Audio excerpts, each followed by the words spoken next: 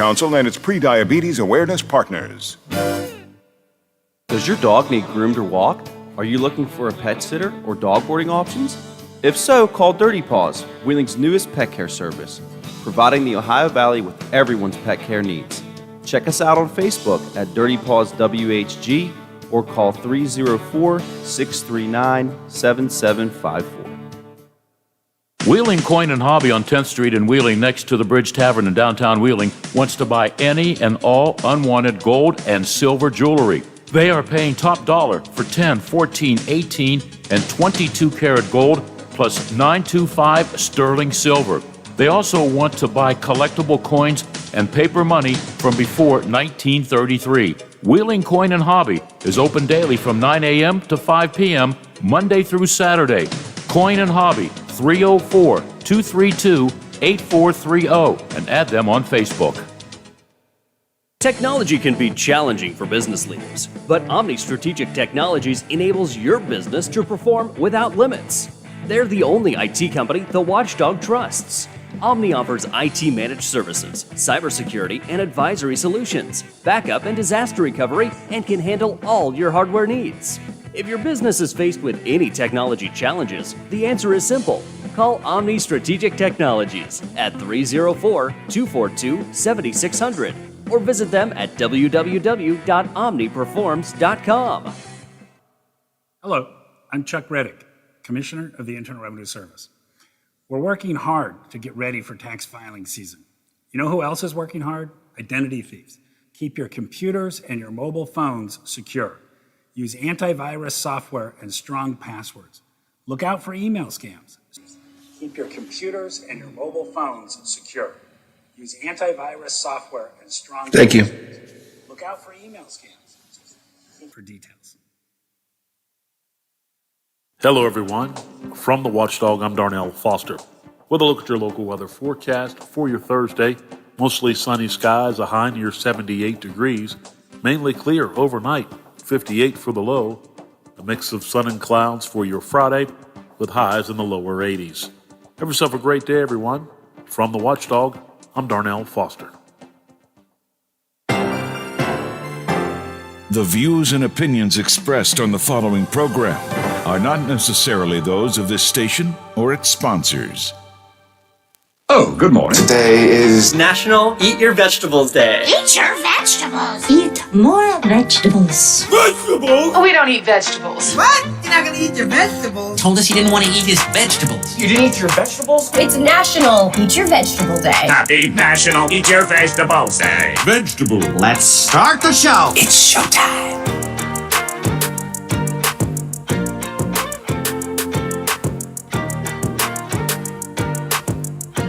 Opinions, rants, commentary, and interviews. Plus, your complete morning news, weather, and sports. This is the Watchdog Morning Show with Howard Monroe in the 100 Days of Summer. Biffy, as you well know, I often try to commemorate, celebrate, in some way take note of whatever today in history is. Just for the record, I'm skipping Eat Your Vegetable Day today. Yeah. Not, if it was Eat Your Steak Day, I'd be there. If it was Eat Your Sausage, Gravy, and Biscuits Day, I'd be there. If it was Get Out and Sit on the Deck and Enjoy the Sun Day, I'd be there. Eat Your Vegetable Day, you all feel free to enjoy it yourself. You all feel free to enjoy it yourself. I believe I will not. just the way I am. 9:11 here on the Watchdog Morning Show. Temperature is really moving up nicely. We're going to hit a high of 77 today with sunshine and blue skies throughout the day today. Right now, we are at 59 degrees and clear skies at the Wheeling, Ohio County Airport. 60 degrees, sunshine and blue skies here at my home studios in the Elm Grove section of Wheeling. Again, gorgeous day, just like yesterday. A smidgen warmer. We hit 72 yesterday. Going to go to 77 today, but it's going to be sunshine, blue skies. Yeah, sit on the deck, do some work outside. I'm just going to go out and read a book, something like that, to take Teddy out for a little walk or something. It'll be a lot of fun. We do look for a muggier and maybe a rainier day starting tomorrow, so enjoy the day today. Let me welcome to the show Wheeling Councilwoman Rosemary Ketchum. Rosemary, good to have you back with us this morning. Thanks so much, Howard. Good to be here. Real quick, the last time you and I talked, we were talking about your walkabouts, and you had done one in Center Wheeling, and prior to that in South Wheeling, where you gather with some of the constituents of that part of your ward, and you guys just kind of wander around, and they point out potential problem areas and positive things that are happening and so on. And you had said you were going to do that in some other areas. I think you've got an East Wheeling walkabout scheduled already. Is that right? Correct. Yes, the walkabouts have been really successful, and I think also cathartic for both constituents and myself to just be in person and to see the issues at hand. I live in East Wheeling, and so I'm very excited for the East Wheeling walkabout. You know, I've been talking to neighbors already, of course, but you know, pulling them in and really taking a tour of the neighborhood with them is going to be really exciting. So June 26th at noon, we're going to start at the Legion right here in East Wheeling, the American Legion, Post 89. So if you can make it, or if you're interested in just learning more about East Wheeling and the problems we have, but some of the great things that we have as well, feel free to stop by. Your Center Market walkabout, I thought, I wasn't there, but from what I read, saw, and heard, and what you told me, was kind of a nice mixture of a lot of very positive things happening in the Center Wheeling area, but also pointing out some problems. I have a suspicion you'll hear more of the difficulties, perhaps, in your East Wheeling walkabout. Would you anticipate that?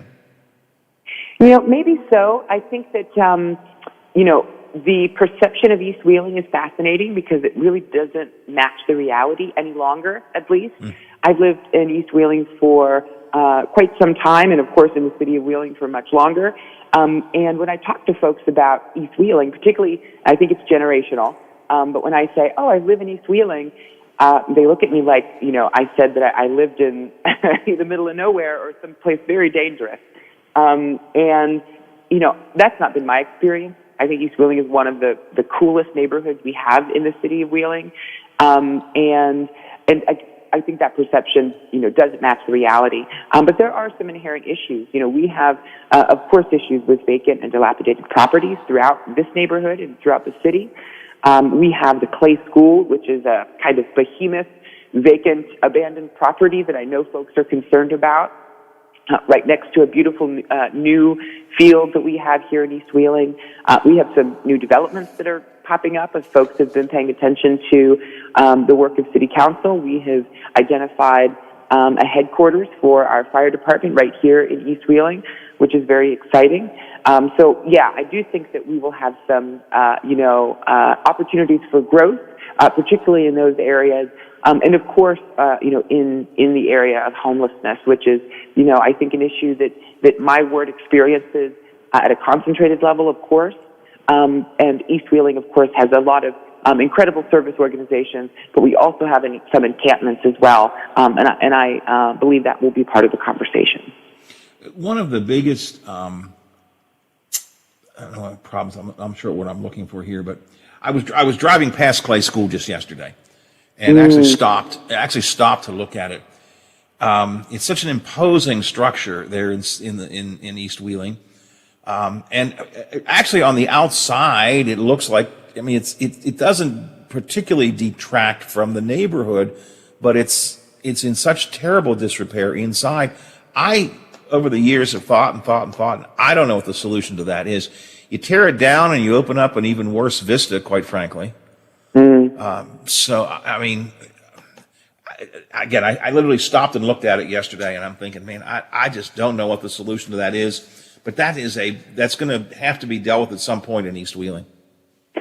Truly, and you know, it's never a popular decision to eliminate or purchase or whatever a property of that size, and that's not an indication of where council is headed necessarily.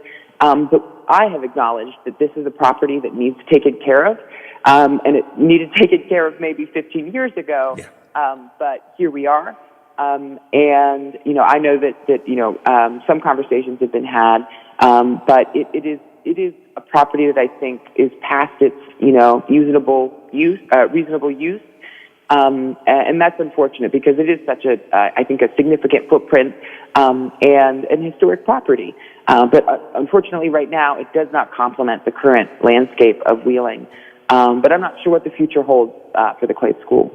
Yeah, I don't think anybody is, but I think that's it is a real issue because it's huge. As you say, it's a gigantic footprint there in East Wheeling. It's right behind the new field. Were you to tear it down and not do anything, like I said, it opens up probably a not very nice vista behind it. You all got to think about that one of these days. And sadly, as you say, 10, 15 years ago, maybe even, there was some possibility of finding a way to resurrect use of that building. But I think those days have gone. Before I leave East Wheeling, Rosemary, just for a second, I find it interesting. Of course, it depends on what age people are. If East Wheeling was defined first to you in the 80s, you may tend to think of it as, the criminal drug neighborhood. But I know an awful lot of people who grew up in East Wheeling, 50s, 60s, and it was a really nice working class neighborhood, and people really have fond memories of that neighborhood. Absolutely. And again, I think that lends to this conversation about how generational that perspective is. Folks who did grow up in the 40s and 50s, they love, East Wheeling. They're, of course, saddened that some of the neighborhoods and residents have been displaced as a result of urban renewal and history and all kinds of other things.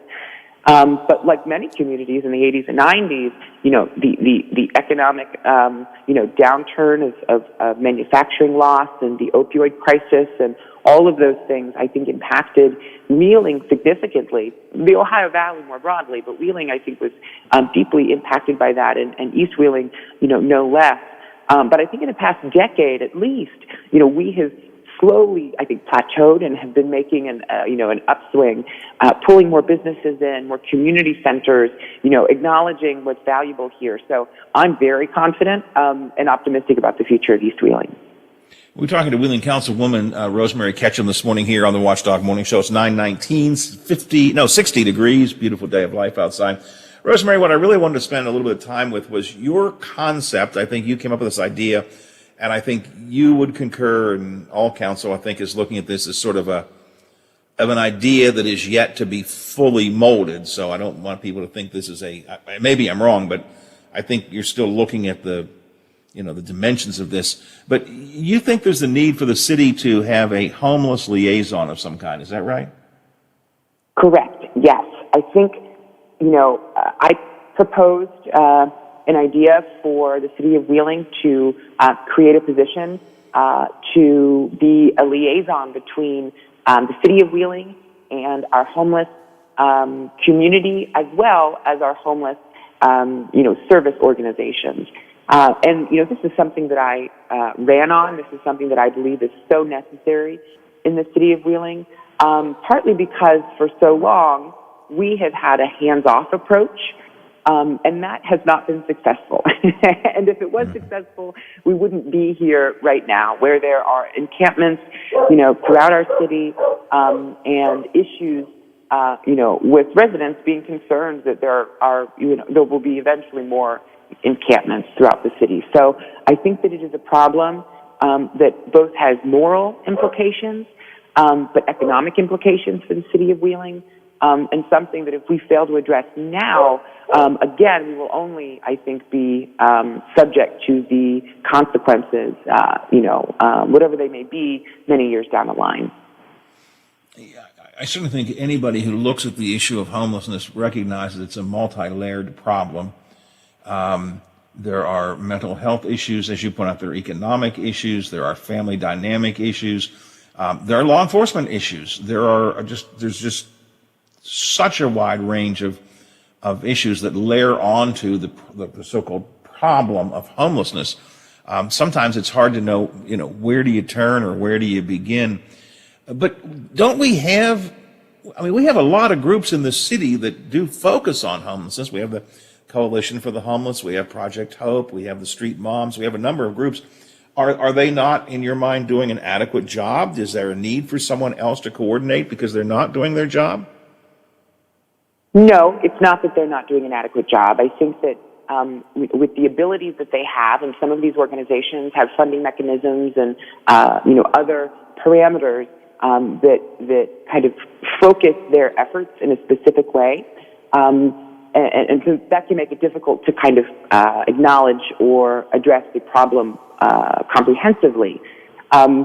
But the city of Wheeling, I think, has an opportunity and an obligation, like many other communities. A great article about some advancements with the homeless community in Pittsburgh were just released. And, I don't think our problem is necessarily as large as that of Pittsburgh, and I would know. I actually have not, done investigation there.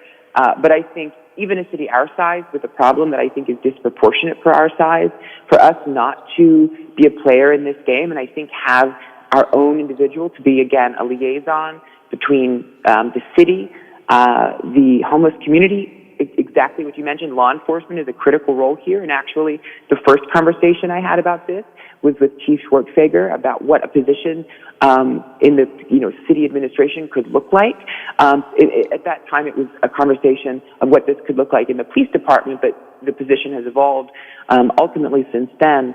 But I think right now, this is a conversation about what we're willing to commit to solving and addressing this problem that doesn't already exist in the community. And we have, again, amazing organizations that are working together to resolve this issue. But if it were working well and could be resolved, it would be resolved. And I think that the city of Wheeling has to acknowledge that and say, all right, how can we help support the work that's already being done without being duplicative? And that's the vision for this role. Acknowledging that this is sort of a work in progress, though, that it's not fully formed and fully, determined, and there's room for modification or change. But at this moment in time, in your mind, talk to me about what you think this position would do. How would he or she operate? Let's talk about what the position would actually be if it were created in your mind. And again, accepting that it may well be, as you hear more from the public and more from other council members, you might modify it. But right now, what are you thinking? Absolutely. We had a Health and Recreation Committee meeting last week where we dug into these details, and I worked on this job description in collaboration with many of our service organizations. I worked with a dozen or so organizations to say, hey, what can we add here that either doesn't already exist or that the city of Wheeling can uniquely provide? And so the position itself is called a Homeless Liaison Functional Zero Program Coordinator. And the term Functional Zero is a kind of methodology that communities have adopted to address homelessness. And essentially what it means, and Functional Zero has been very successful in housing homeless veterans across the country, and that's kind of the inspiration for, of this particular position. And essentially what it means, very simply, is that you are able to house more homeless folks in your community than you are receiving at any given moment. So it doesn't necessarily mean that you are eliminating homelessness. I don't think that is necessarily a realistic goal. I don't think, very few communities are successful in eliminating homelessness completely, but this is about creating a baseline. And also, I think creating some data that makes sense. One of the biggest issues regarding our homeless community and a conversation among, and even a point of tension, I'll be frank, among many of our homeless community organizations is that there isn't a single number that we can look at and say, there are this many homeless folks in our community. I know that it is a range between, somewhere around 13 homeless people and 75 homeless people. And as a member of council, it's very hard to make a decision about exactly how we address this issue if we have such, I think, a disparate understanding of what the problem actually is.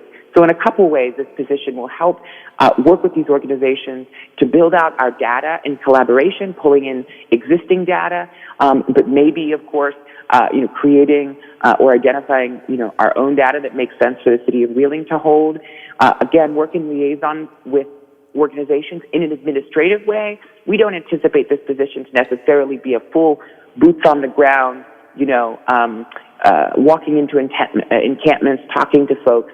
Of course, I hope there is some component of that because it's necessary, but much more administrative, in the sense of what can the city provide, what leverage do we have to maybe identify additional funding or support to address, homeless issues in our community. And then, and this is a recent conversation, what kind of substance use disorder component can we add to ensure that that's an angle we're addressing? Because homelessness, mental illness, trauma, substance use disorder, in many lived experiences, these are intrinsic to the homeless experience. So all of those things will be included in this position and are currently in the job description. But in our last Health and Recreation Committee, there were some great points raised about, what we could add to this position or how we could evolve it so that it makes more sense with the city. Again, the numbers may, to some people, seem small. Some people may say large, 13 to 75. And keep in mind, those numbers are pretty much always in flux, I would assume, in that some people who are homeless become not. Some people who have not been homeless become homeless. We also have people who come in and out of the city and either swell or decrease the ranks. So the numbers, I think, are probably in flux a lot. And as you said, the issue when I stopped to just, jot stuff down on a legal pad, the various issues that homelessness touches on are just phenomenal. You have drug abuse, you have mental health issues, you have economic issues. We were discussing, actually it was not on the show, I was at a meeting I was at recently, but we were discussing how difficult it is for someone who is homeless or has been homeless to get a job. There's a stigma that keeps them from getting a job in many areas. So, I mean, it is just so complex. Have you seen, Rosemary, you pay a lot of attention to this, you research this kind of stuff. Have there been successful techniques used to deal with homelessness in other cities that you think are smart to take a look at?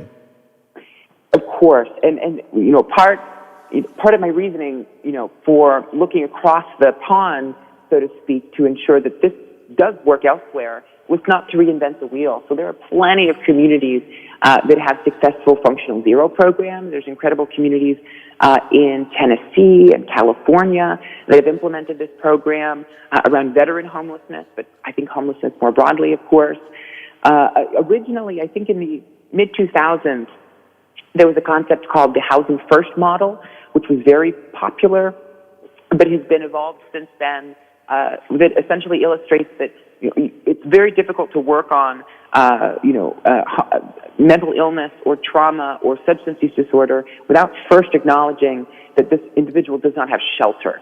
The shelter, if you, as folks listening remember the Maslow's hierarchy of needs, those basic needs are at the very, very bottom. Feeling safe and having shelter, and so the Housing First model understands that. We've evolved to a housing first, and then we focus on mental illness and those kinds of things, and that wasn't necessarily part of the Housing First model. So yes, this is very successful in other communities, regardless of size. And I'm grateful that our size isn't the size of a Pittsburgh homeless population or San Francisco, of course, but I think it's proportional. Unfortunately, some members of council aren't, convinced yet that this position is necessary.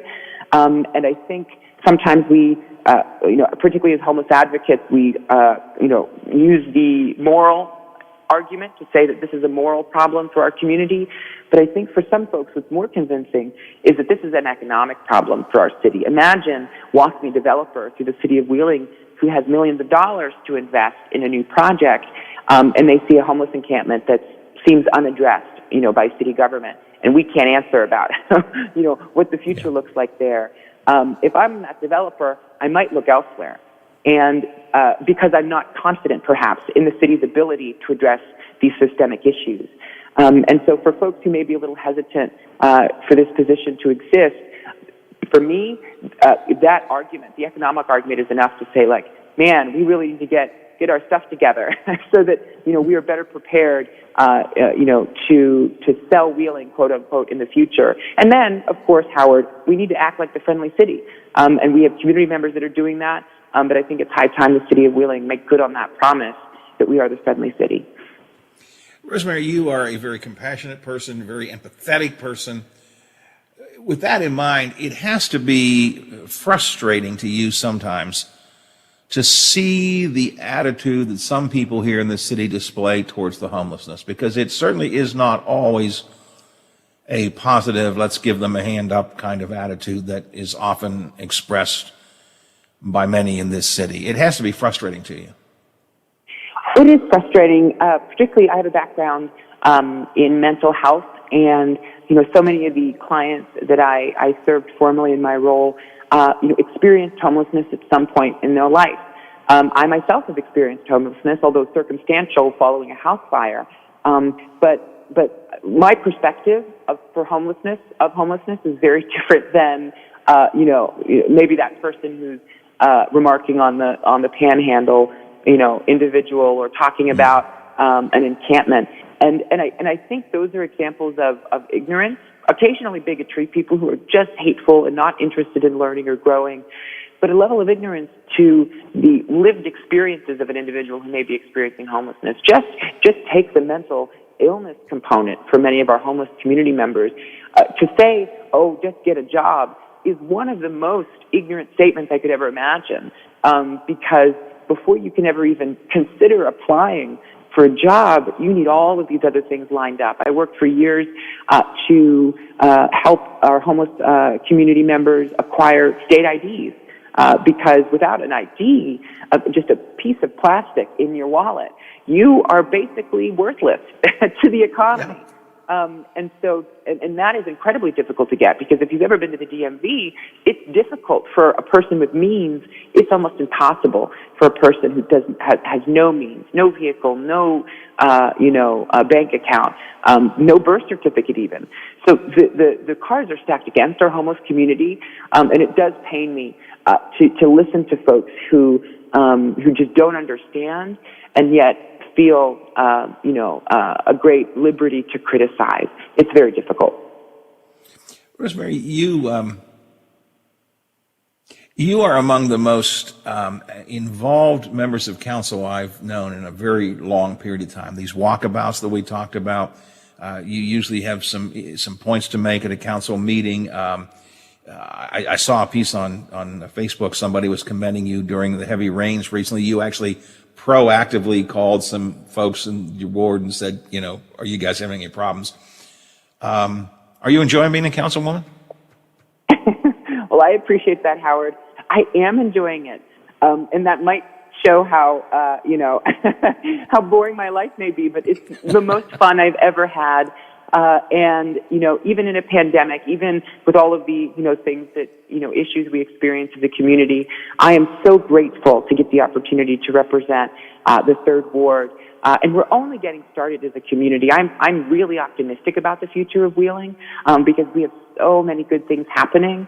And yeah, the job itself is unbelievably exciting. Even despite the challenges, and maybe even because of the challenges, that's why it's so exciting. Rosemary, appreciate your time this morning, and always, I appreciate it. I appreciate the work that you do. I think we need to address the homeless issue. I'll be curious to see how other council members feel, how this whole concept of the homeless liaison, functional zero, sort of ends up getting molded and plays out. But I'm glad the conversation has been engaged. I think that's a good thing for the city and for all of us as citizens, not just of Wheeling, but of the Ohio Valley to do. So I appreciate your time today. Thanks very much. I always enjoy talking to you. Thanks, Howard. Talk soon. All right. Thanks a lot. Rosemary Ketchum, she is the Third Ward council person in the city of Wheeling. I got to say, Biffy, I've covered Wheeling City Council for, 40 years? I mean, I've seen really good council people. And I've seen some that just barely showed up for meetings.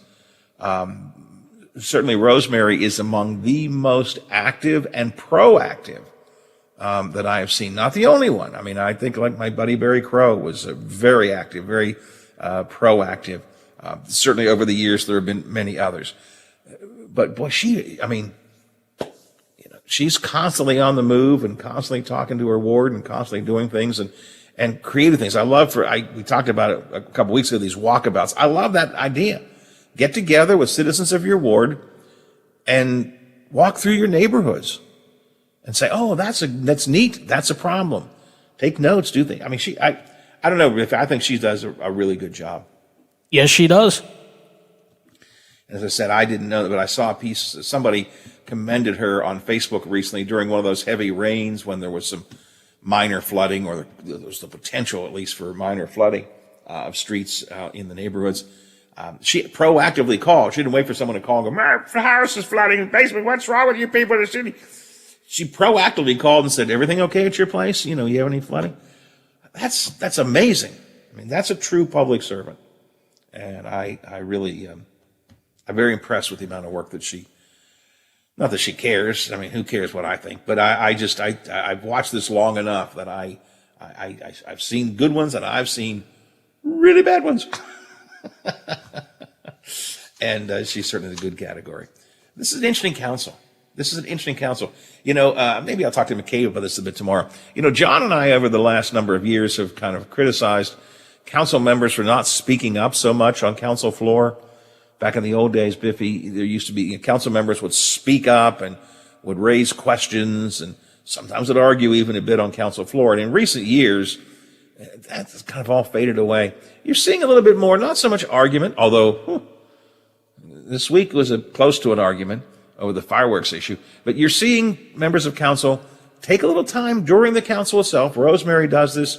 Ben Seidler does this, certainly. Raising questions, raising objections, showing their concerns. And I think that creates a better council when they do it in a somewhat respectful way. So just my thoughts on that, if anybody cares. Hello, what's that? Oh, nobody cares? Okay, all right, well, at any rate. 9:38, 22 till the hour, 60 degrees and sunny outside. Let's check some headlines. Billy's got sports as well. The Metro News Update is brought to you by Thomas Auto Centers, Mall Road, St. Clairsville. Get the best deal at Thomas Auto Centers. West Virginia.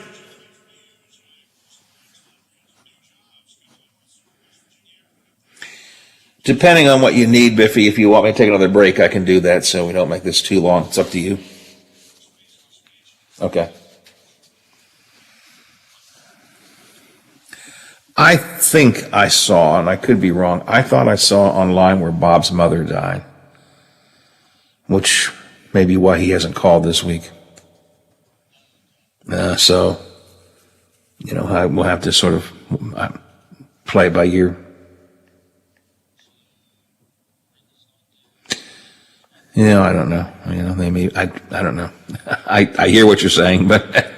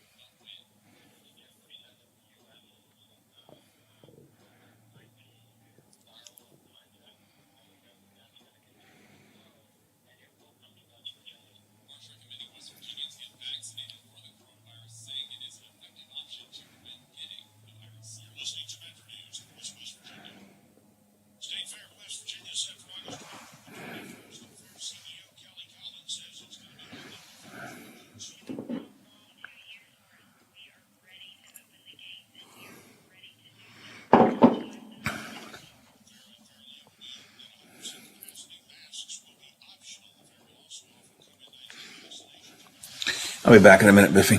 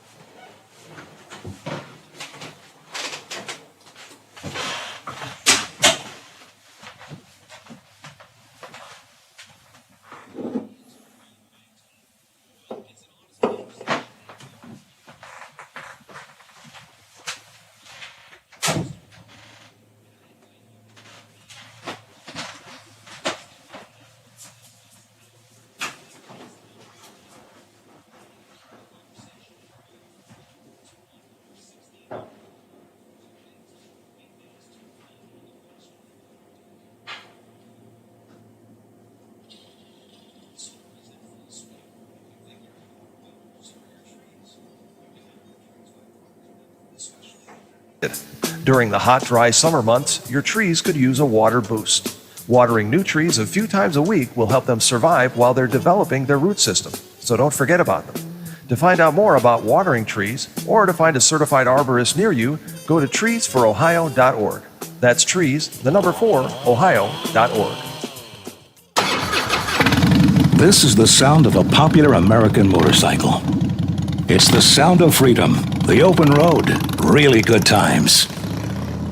And this is what it sounds like with a drunk guy on it. How do you like the sound of that? Cops are cracking down on drunk motorcycle riders. If you ride drunk, you will get caught and you will get arrested. Drunk riding, over the limit, under arrest. Paid for by the U.S. Department of Transportation. In a hurry and need to see a doctor? The Woodsdale Health Center and Walk-In Clinic is located across from Little Caesars on National Road. Open 7 to 7 Monday through Friday. Patients can receive primary care, treatment of minor illnesses and injuries, wellness visits and physicals. There's also a lab draw station open from 8 to noon weekdays. A division of Wheeling Hospital, the Woodsdale Health Center is led by family physician Dr. Michael Wilson. Call 304-234-1971. They'll take good care of you. For all of your IT needs, visit OmniPerforms.com. Omni Strategic Technologies, the only IT company that the watchdog trusts. McMecken. The watchdog is protecting your yard. Join Howard Monroe, Hoppy Kercheval, Bill DeFabio, and Big Rick for the best live and local talk in the Upper Ohio Valley and beyond. McMecken trusts the watchdog.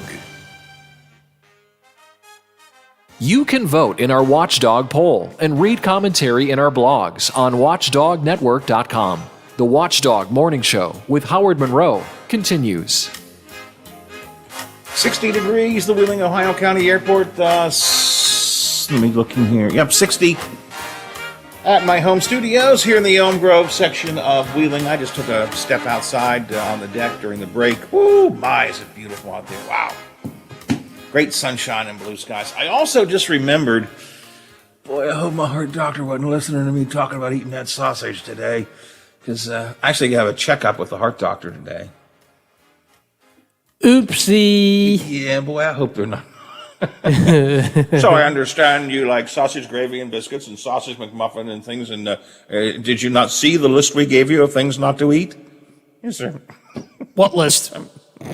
What list? That's right. List? Was there a list? Was I supposed to follow that?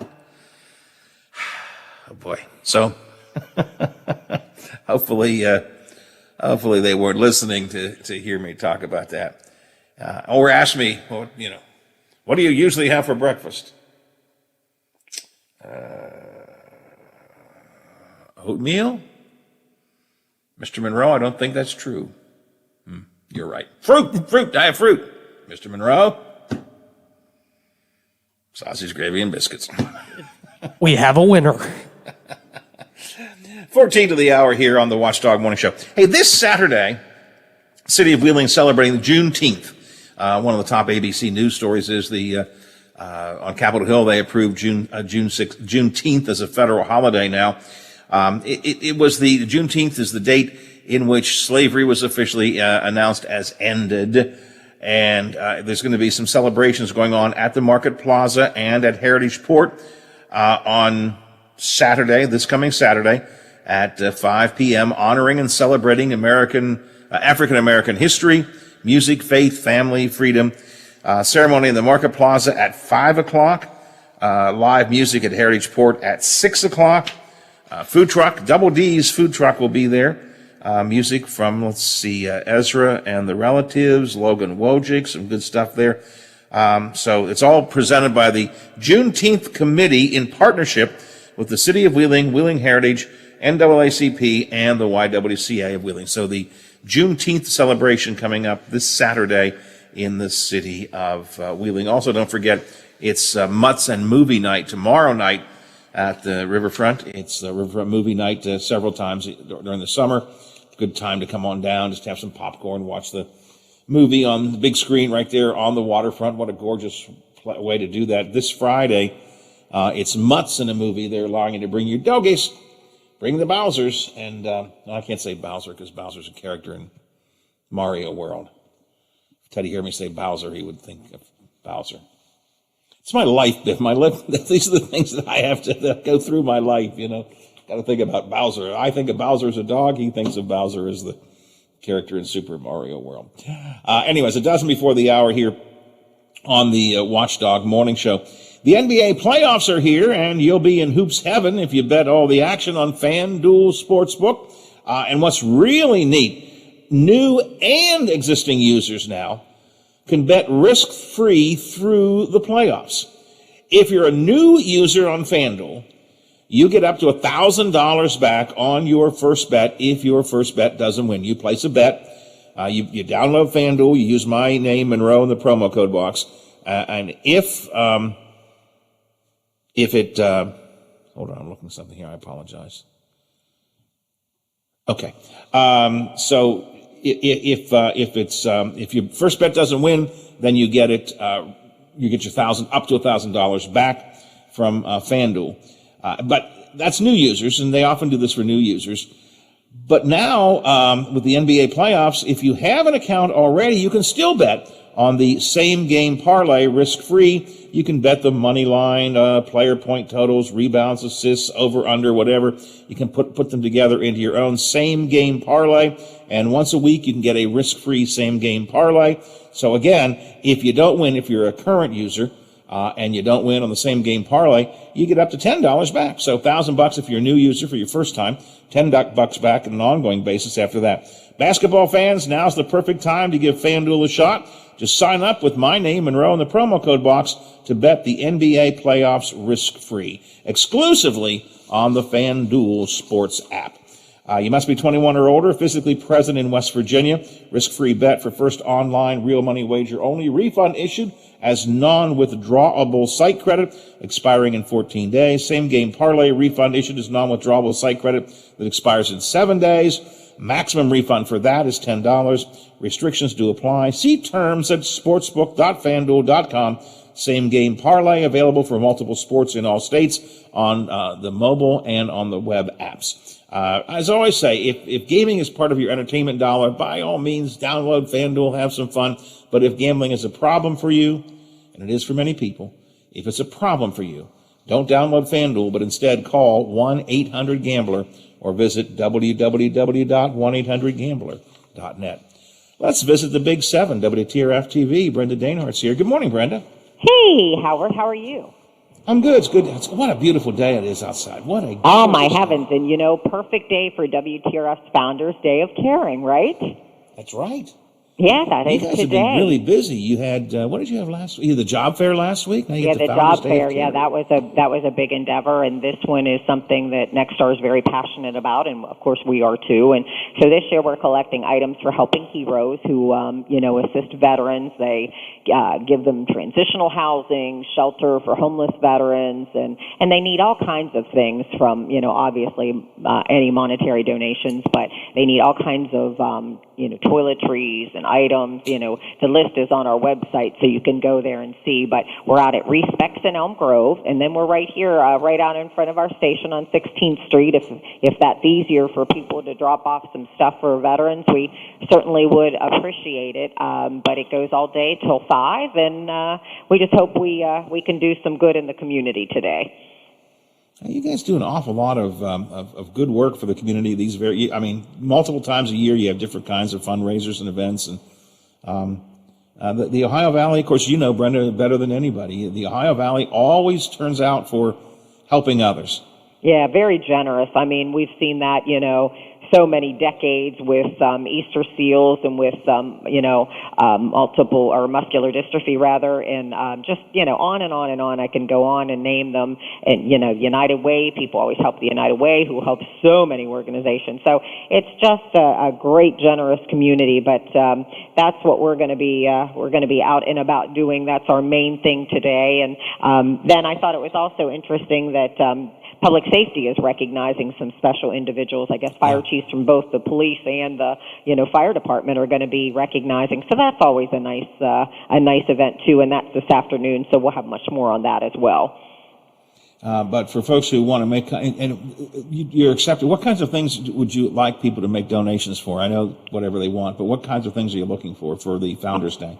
Well, they're looking for, any cookware. I've got the whole list I'm looking down on WTRF.com, plastic cutlery, disposable plates, cups, straws, paper towels, toilet paper, all of those things. Ironically, if you go to Respect, they've even made up some goodie bags, so to speak, and then you can just grab one if you don't have time to, go through the store and look for items, and then just pay at the counter when you're getting your own stuff, and then take it right out to our group that's right outside, and it's just that easy at Respect, so we appreciate their help there. But, yep, 2 locations right out front here on 16th Street in Respects in Elm Grove. All right, sounds good. And I do like it when anybody makes it easy for me. I like things easy. You and me both. You and me both. Oh, I tell you. Well, hopefully you'll get to enjoy some of this day with your early shift, and it's just beautiful outside. Yeah, I'm looking forward to getting out. Yesterday, the grandson, he's in camp for the summer, but he got off early yesterday, so we had a great time playing out in the yard, and I'm looking forward to the same thing today. It should be a lot of fun. Tomorrow, a heads up on that, there could be some interesting weather tomorrow afternoon, so we have to keep an eye on that, but especially, I think, in certain areas of the Ohio Valley. So you'll hear Zach say more of that on 7 News at noon, and then Dr. Dave tonight, obviously, on 7 News at 5 and 6, and kind of give you a heads up, even though we're enjoying today, tomorrow's not going to be, at least tomorrow afternoon's not going to be as nice. Yep, so we'll keep an eye on that. And I always just follow Storm Tracker 7. The app. There you go. You're our best promoter. You are the best promoter we have, I swear.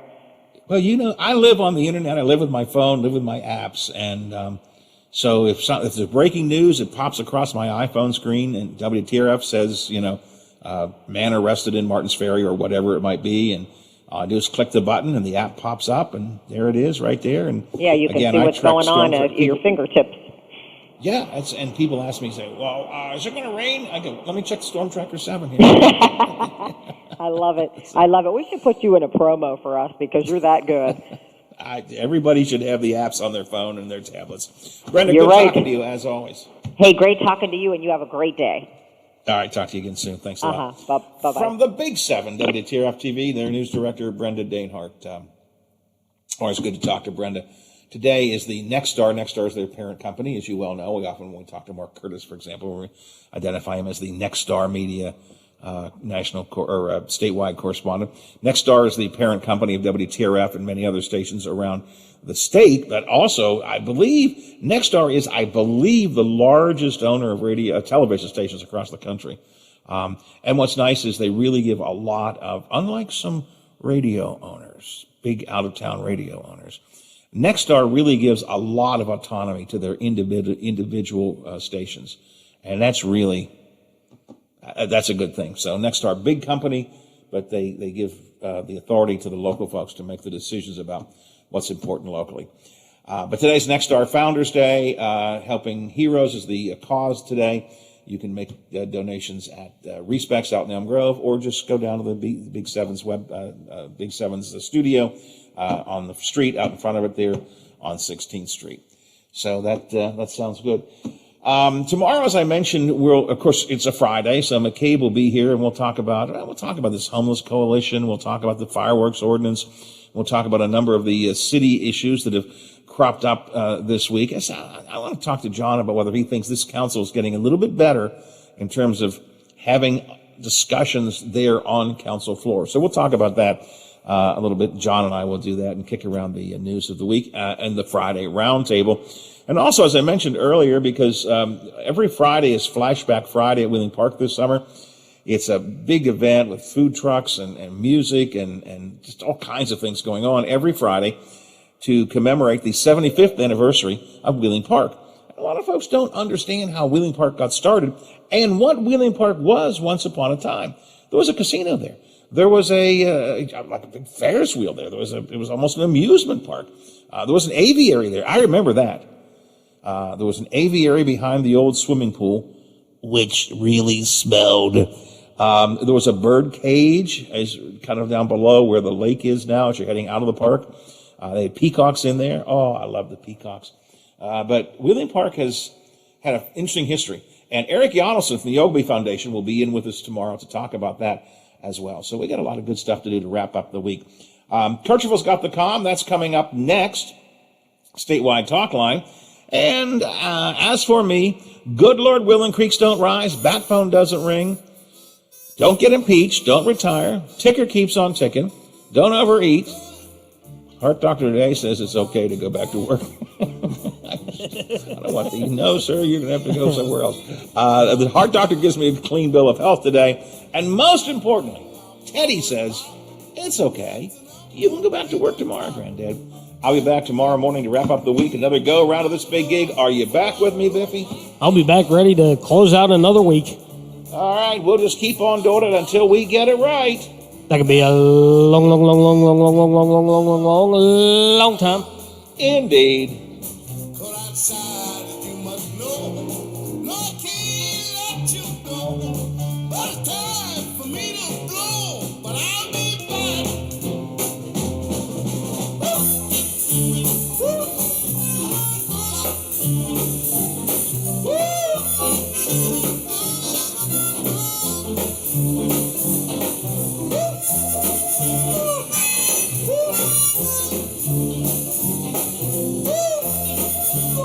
The Watchdog is FM 98.1, AM 1600 WKKX Wheeling, FM 97.7, AM 1370 WVLY Moundsville. The ABC News is brought to you by Thomas Auto Centers, Mall Road, St. Clairsville. Get the best deal at Thomas Auto Centers. From ABC News. All right, Biffy, another one in the history books. Yeah, you heard my stuff for tomorrow. Jonathan's coming in. I told him you get better audio if they're there. He said he wouldn't mind coming down. So he'll come in tomorrow at 8:10. McCabe, of course. And I think that's all I've got. But that's plenty to get us through on a Friday. I did some archive. I went through the archives of Wise Brothers and found some old Father's Day montages, which I may send to you, so we'll have some Father's Day stuff to just intersperse tomorrow. And I got a couple of Father's Day bumper music. I'll send you some suggestions, just since it's Father's Day. We could spice things up a bit with that, but I'll send that to you later. And as far as I know, that's it. I should be around here. Well, no, actually, I've got a heart doctor here in an hour. Hopefully he lets me come home. And then I should be here all day. So if you need me, just feel free to buzz. I'll be around. All right. Thanks for your help as always, and I will talk to you tomorrow, if not before. All right. Bye. First time increased last week by 37,000. Weekly jobless claims are now back above 400,000. Despite other evidence, the labor market and the economy generally are recuperating from the pandemic. Many employers have been saying they're struggling to find enough workers, and they're posting openings faster than applicants can fill them. That's ABC's Aaron Katursky. COVID-19 numbers are falling, but in states where vaccinations are low, there are new concerns about the quickly spreading Delta variant. This is the most contagious variant that we have seen throughout the entire pandemic. It's probably the most challenging variant overall. Brown University's Dr. Ashish Jha. You're listening to ABC News.